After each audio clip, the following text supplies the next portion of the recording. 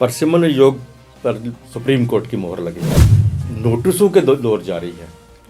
इसको लेके आज नई बस्ती में बड़ा हंगामा हुआ है। जम्मू में आज प्रोटेस्ट हुए, बहुत ज़्यादा प्रोटेस्ट, इसका भी हम जिक्र करेंगे।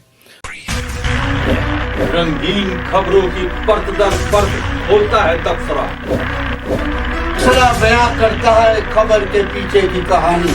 तीर पंचाल से सब कुछ दिखता है।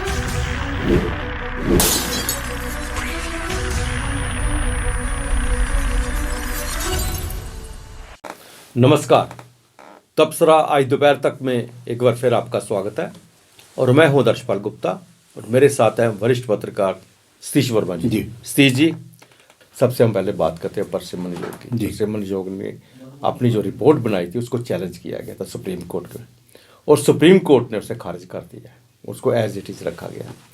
अब सुप्रीम कोर्ट जो है खारिज करने के बाद जो परसिमन योग की जो रिपोर्ट है परसिमन वो जम्मू में लागू हो गई है। इसको लेके भी राजनीति शुरू हो गई है। आज महबूबा मुफ्ती ने भी इस पे कहा है कि इस पे गलत हो रहा है जो भी हो रहा है। उन्होंने यहाँ तक कि एक सीधे लफ्ज़ों में नहीं, लेकिन जो जुडिशरी पे भी उन्होंने उंगली उठाई है कि नीचे की जितनी कोर्ट्स हैं वहाँ पे जमानत तक नहीं हो पाती है, वो देखती रहती हैं। और जो हमें उम्मीद है, अभी भी उम्मीद राम ने रखी हुई है, जो वो सुप्रीम कोर्ट में रखी हुई है, उनके साथ रखी, क्योंकि अभी तक रीऑर्गेनाइजेशन के ऊपर हमारा केस चल रहा है, उसके ऊपर फैसला नहीं आया। कोई भी 370 को लेके केस चल रहा है। जब तक उनका 370 का फैसला नहीं आता, रीऑर्गेनाइजेशन का फैसला नहीं आता, तो ये परसिमन योग की जो रिपोर्ट है उसका कोई माना नहीं है। नहीं, आप बिल्कुल ठीक कह रहे हैं। देखिए ना, एक लंबे गैप के बाद इस पर सुनवाई और फैसला हुआ। हालांकि सब जानते हैं कि 370 और 35 है और रीऑर्गेनाइजेशन जिसका आप जिक्र कर रहे हैं उसको लेकर अभी भी लंबित है याचिकाएँ, एक नहीं कई याचिकाएँ। इस याचिका पर हालांकि एक बात तय है कि चुनाव योग चाहे तो अब चुनाव हो सकते हैं, रास्ता साफ हो गया चुनाव कराने को लेकर। चूँकि हाँ, पहले हम कह सकते हैं सुप्रीम कोर्ट में बिल्कुल खारिज हो गई है। तो हाँ, हालांकि महबूबा मुफ्ती ने बड़े कहा जाए होशियारी से स्टेटमेंट दिया है कि नीचे चीफ जस्टिस खुद कह चुके हैं कि निचली अदालतों में जमानतें नहीं होती। और वैसे भी हम देखें पिछले कुछ सालों से इकबाल पर सवालिया निशान तो खड़े हुए हैं और एम.वाई. तारिगामी ने कहा कि हमें मायूसी हुई है इस फैसले से। कश्मीर आधारित जो लीडरशिप है, जाहिर है कि वो चूँकि 370 और 35 से टूटने से बड़े बुरी तरह आहत हुए हैं, तो इस तरह की प्रतिक्रिया आना स्वाभाविक था।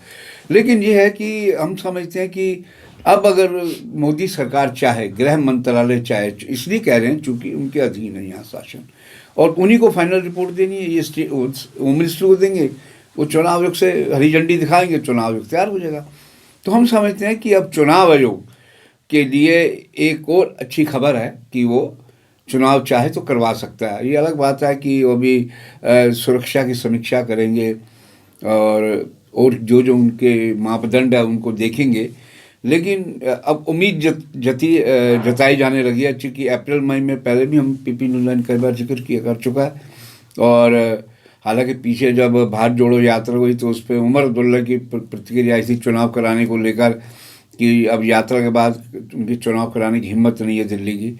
लेकिन ऐसा नहीं है। मैं समझता हूँ कि ठीक है, सब जानते हैं चुनाव आयोग के बारे में, उस पर हमने क्या टिक्का टिप्पणी करनी। लेकिन ये है कि अगर चुनाव आयोग तय कर लेगा चुनाव होने हैं तो फिर ये बातें को मायने नहीं रखती। फिर तो ये चुनाव का मैदान है, कुश्ती जो जीतेगा वो सिकंदर है।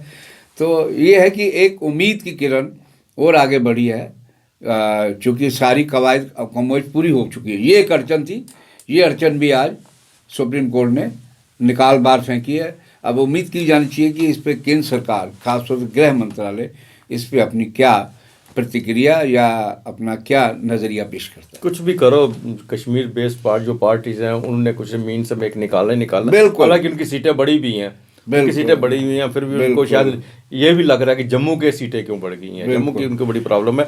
जी, नोटिस का दौर जारी है, नोटिस धड़ाधड़ चल रहे हैं सरकारी ज़मीन खाली करने को लेकर। शक्ति नगर में भी गए हैं, वहाँ से कुछ लोगों ने जगह अपनी खाली भी करना शुरू। अब नई बस्ती में जो नोटिस आया ना, उसको लेके बड़ी वहाँ पे आज हंगामा हुआ है। तो भी तो भाई कुछ लोग सड़कों पे आ गए और शोर भी किया, यहाँ तक कि डर लग रहा था कहीं इनमें से कोई आत्महत्या ना कर ले, जो पोजीशन बनी थी वहाँ भी इनको नोटिस किए हुए हैं। और सबसे बड़ी बात है कि वो नई बस्ती की जब हम बात करते हैं जी। तो नई बस्ती का जिस यहाँ पे जो नोटिस इन्होंने भेजते हैं जी। वो एरिया जो है इरिगेशन का आता है, नहर का किनारा है जी। मैं थोड़ा सा बता देता हूँ आपको कि बहुत पुरानी जब नहर थी, जब उस एरिया में कोई काम धंधा होता नहीं था जी। तो म्यूनसिपल ने, तब म्यूनसिपैलिटी होती थी, म्यूनसिपैलिटी ने लोगों को खोखे बनाने के लिए वो जगह लाट की थी, किराया लेते थे, वो किराया लेते थे इनसे, उनको अलाटमेंट की हुई थी। तो आहिस्ता आहिस्ता आहिस्ता आहिस्ता लोगों ने दुकानें बनानी, पक्के बना दी दुकानें। उसके बाद फिर एक दौर चला कि इरिगेशन वालों ने नोटिस देना शुरू कर दिया। फिर इन्होंने इरिगेशन के वालों से सेटल करके तो उनके साथ भी किराया दिया, कुछ दुकानों का किराया दिया, कुछ देर किराया दिया। उसके बाद पोलिटिकली बातें सामने आ गई, जो भी आया सामने, एमएलए आया, उन्होंने कहा नहीं कोई ज़रूरत नहीं है आपको करने की, आपको कोई नहीं हटाएगा। अब नई बस्ती एक बिजनेस हब बन गया, बहुत बड़ा बिजनेस है, दुकानों की वैल्यू है, कीमत है। स्टेट लैंड नहीं है वो, इरीगेशन लैंड है वो। उसके साथ अब किसके साथ जोड़ते हैं मुझे, वहाँ एक सिस्टम बन गया है कि हर 2-3 साल के बाद एक नोटिस निकाल देते हैं इनको। जब भी वहाँ पे उनकी नज़र पड़ती है, जाम सफाई क्या करते हैं वो तो देख, नेहरू के क्या हाल है, डिसलिटेशन के नाम पे वहाँ पे क्या होता है वो तो हम अखनूर से शुरू होकर तब टेल एंड तक हम इनकी बात करें तो बुरी हालत है इनकी।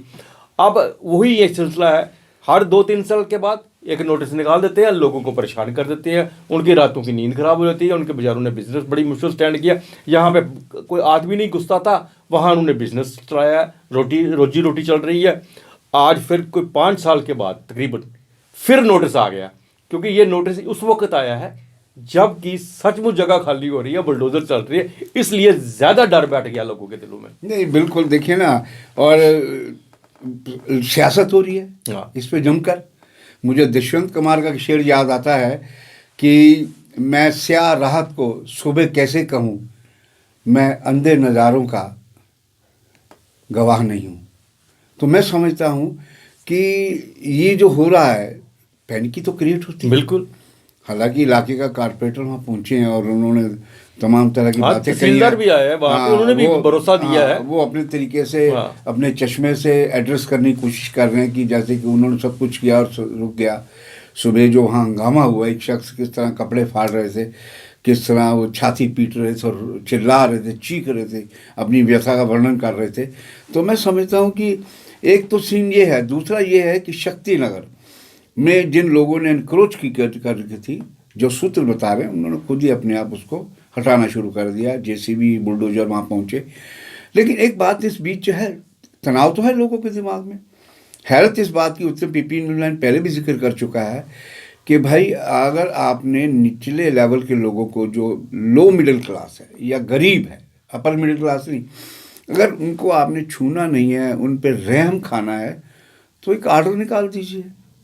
आर्डर निकलता नहीं, बरबली जमा खर्च हो रहा है। और जिस प्रकार से ये पैनिकी क्रिएट होती है, वो कोई अच्छी बात थोड़ी है। ये उसका मैसेज 5, 10, 15 मरले नहीं है, 10-15 फुट है ये। वही तो सबसे बड़ी बात है, 10-15 फुट है। अच्छा, ये सब चीजें जब वीडियो के जरिए पूरे मुल्क में स्प्रेड होती हैं, तो आप कल्पना कीजिए कि जम्मू कश्मीर के नौकरशाही की क्या तस्वीर बन रही है वहाँ।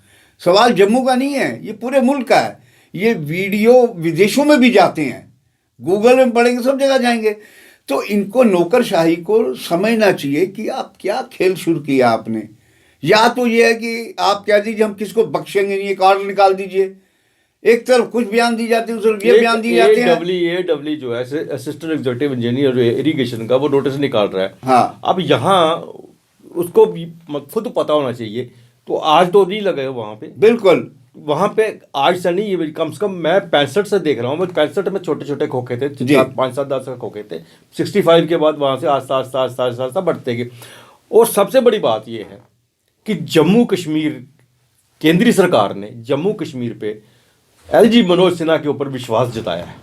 वो यहाँ तक जम्मू कश्मीर की भारतीय जनता पार्टी भी चाहती थी कि LG मनोज सिन्हा को यहाँ से बाहर निकाला जाए, ट्रांसफ़र किया जाए, यहाँ से किसी और को गवर्नर लगाया जाए। लेकिन जब इससे सारी प्रक्रिया सामने हुई, गवर्नर सारे काफ़ी चेंज हुए, नए गवर्नर आए, जो सब कुछ हुआ, लेकिन LG गवर्नर जो हमारे मनोज सिन्हा को हिलाया नहीं किया। इसका मतलब ये है कि LG साहब जो कुछ कर रहे हैं वो ठीक कर रहे हैं। अगर उसके सामने जब नीचे के वाले जो, अगर कोई काम होता है ऐसा, तो उसको चाहिए एलजी साहब को कि जल्दी से जल्दी इसके ऊपर नजर दें। वही हम कह रहे हैं कि अगर एलजी साहब ये कह रहे हैं कि छोटों को तंग नहीं किया जाएगा, वो एक मानवीय तरीके की सोच रहे हैं, लेकिन नौकरशाही नहीं समझ रही। नौकरशाही को क्यों नहीं समझ रही, सवाल वहीं आ रहा है। हम लगातार ये बात कह रहे आ रहे हैं कि भैया रोजगार है नहीं, सरकारी नौकरियां समाप्त प्राय हैं, प्राइवेट सेक्टर में नौकरी है नहीं। अगर कोई आदमी अपनी कोई रेड़ी, कुलचा, छोले, कपड़े लत्ते कुछ बेच रहा है अपना खोखा शोखा बना के, उसको क्यों उजाड़ने में लगे हो?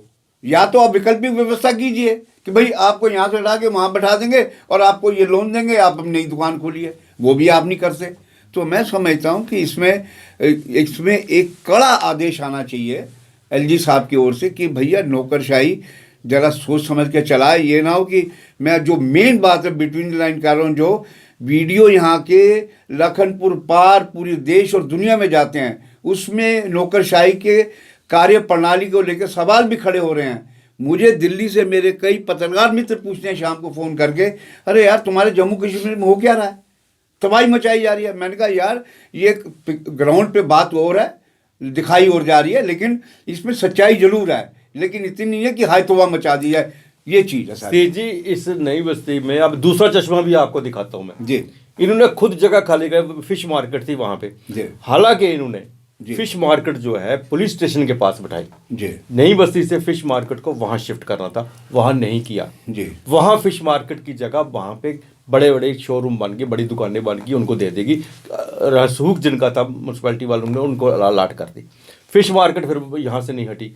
कुछ रोड जब वाइडनिंग हुई वहाँ से उनको उठा के नहर के दूसरे किनारे पे खुद उन्होंने खोखे बना के उनको दिए खुद उनको बसाया वहाँ पे। और फिर ये नोटिस आ रहे हैं। मतलब ये तो बड़ी हैरानगी की बात है कि बसाओ भी तुम और तबाही भी तुम करो। ये कैसे हो सकता है? तो वही बात वहीं आती है। देखिए मैं समझता हूँ ये विषय इतना व्यापक और गहरा है, इसमें उपराज्यपाल मनोज सिन्हा हम फिर कहेंगे वो पॉलिटिकल बैकग्राउंड के आदमी हैं, उनको इस विषय पर एक बार बुला के पूरी नौकरशाही को डिस्ट्रिक्ट लेवल के अफसरों को बुलाकर कंसर्न डिटेल्ड DDO पर।